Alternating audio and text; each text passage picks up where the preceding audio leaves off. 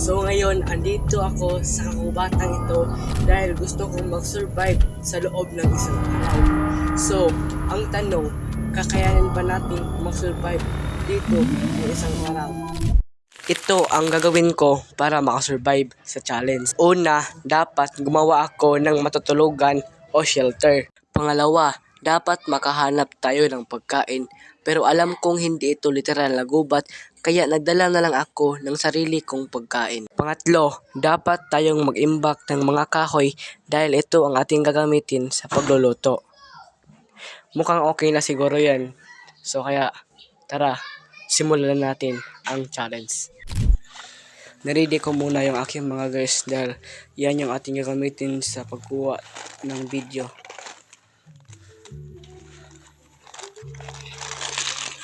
Kuha tayo ng kahoy para gawin nating shelter.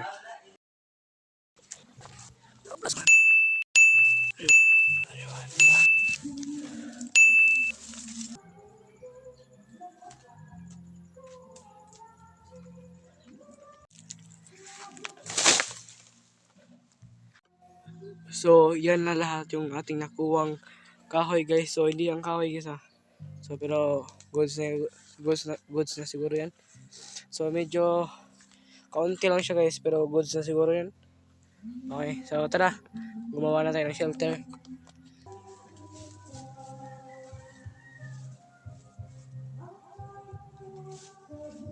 So guys, kukuha tayo ng dahon ng saging para ito yung magsilbing nating atop.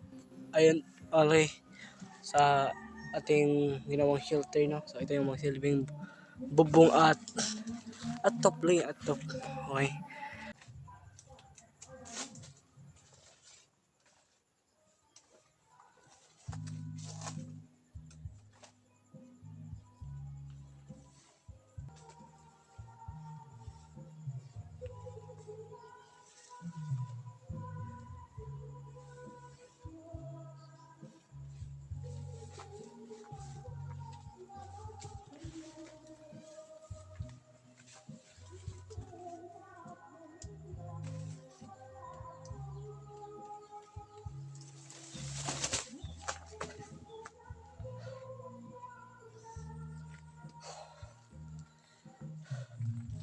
Guys,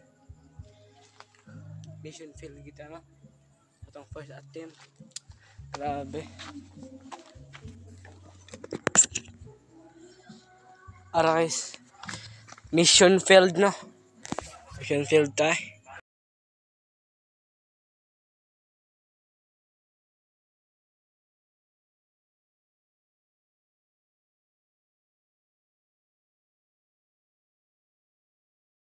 Okay na siguro to guys, at least man lang meron tayong mapagstihan no?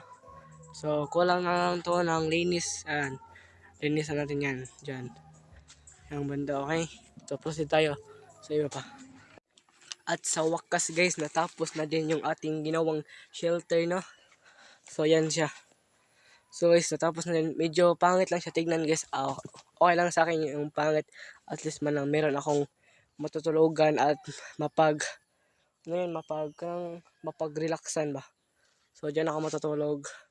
And mamayang alas 6 magsasaing ako at magluluto ng aking maulam. So meron akong dinalang kanin at ulam. Yung dinala akong ulam guys is ano lang siya, pancit canton, pero goods na yun para sa akin guys. As you can see guys na medyo madilim na yung palibot no. So kailangan na nating maghanda sa ating kakainin ngayon.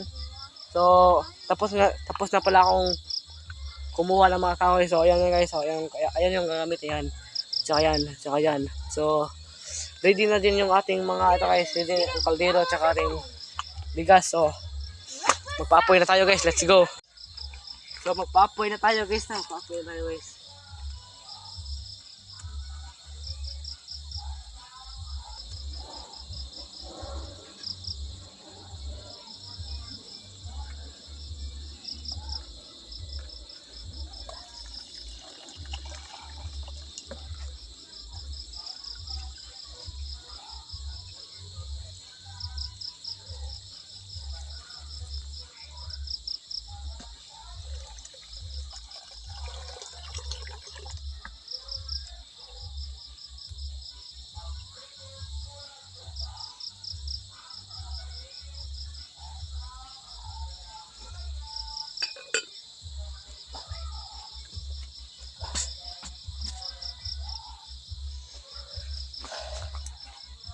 Yan guys, umapoy na guys. Pag maluto na yan guys, isusunod natin yung lutuin itong pancit canton. Okay, ito. So meron tayong dalang tubig, tsaka ito. Ito. Bag. Para maniwala talaga guys, oh. Ako lang talagang mag-isa dito guys. Wala akong kasama. At nagtaka kayo kung parang may taga-video sa akin. Parang may taga-video sa akin. So ito yan guys. Yan. Yan siya. Yan. Yan yung gamit ko. Oh, wala pala akong kasama dito guys. Ako lang talaga mag-isa. Okay. Tayo muna tayo. So guys. Medyo gutom na din ako guys. Kaya ready na akong kumain.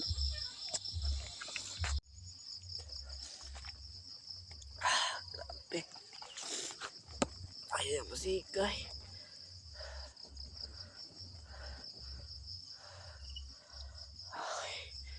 Medyo mahadlok naman tayo guys. So, pero kaya ano niya pa lang tayo para sa challenge ba. Biro ang mag-survive ng gabi. Tingnan naman na. Ano? Ano? Balitok ng god. Biro guys ay. Guys, medyo luto na siguro tong ating kanin na. Yan. So, tikman natin. Kung luto na ba. Okay. Okay.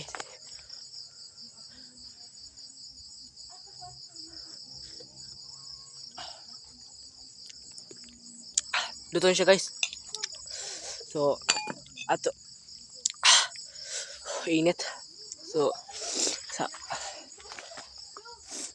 okay.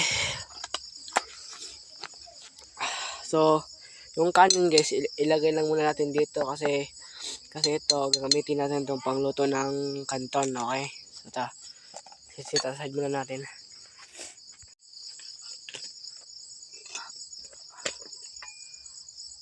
Okay.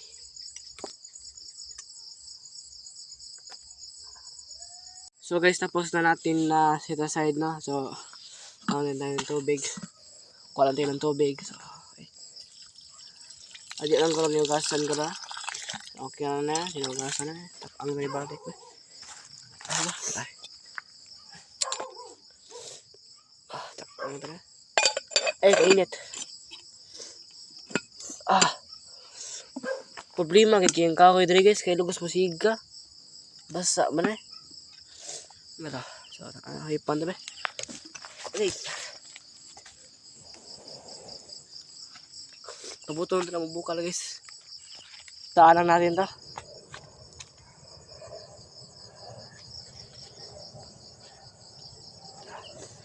Okay. Lagyan natin dito sa ating ay, medyo may tubig pa. Okay. So, lagay na natin dito na. Okay.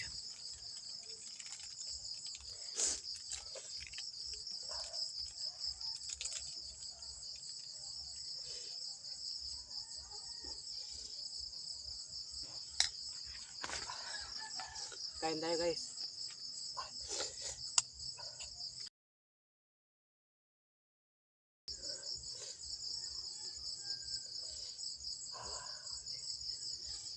Ayan guys, kain tayo.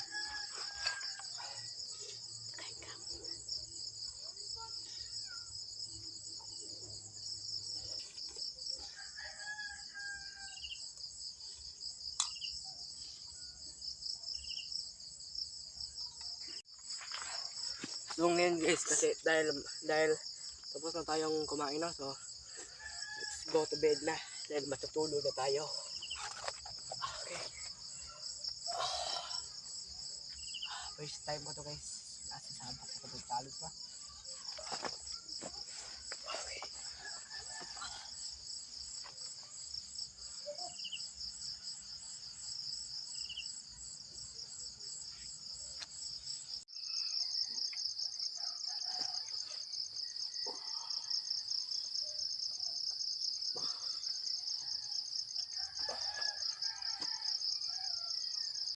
Good morning guys. So nakasurvive tayo no sa loob ng isang gabi, isang araw dito. Yan, nakasurvive tayo at nakatulog tayo ng isang gabi sa ating ginawang shelter. Yan. Yan, nakatulog tayo dyan. ako lang talaga mag-isa guys, wala talaga akong kasama. Oh. Yan, wala akong kasama dyan. So, nagpasalamat ako sa Panginoon dahil dahil sinamahan niya ako sa pagtulog dito at pinangalan niya ako at hindi niya ako pinawalan ng pag-asa. Dahil as you can see, yung unang shelter natin is bumigay. So, parang nawalan ako ng pag-asa lang pero dahil nag-pray ako, kaya bumalik yung at yun lang guys, no? So, salamat, no? Dahil tinuloy mo tong video na to. Sana makatulong ito. So, at yun lang guys. Salamat sa panonood. At please follow, like, and share. And subscribe sa aking YouTube channel, no? Para lagi kang updated sa mga susunod natin video. So, at yun lang guys. Dito lang muna tayo. Dahil uuwi na ako sa amin kasi hinahanap na ako ng mama ko. Pili kayo. Di pa daw ang gimit, no?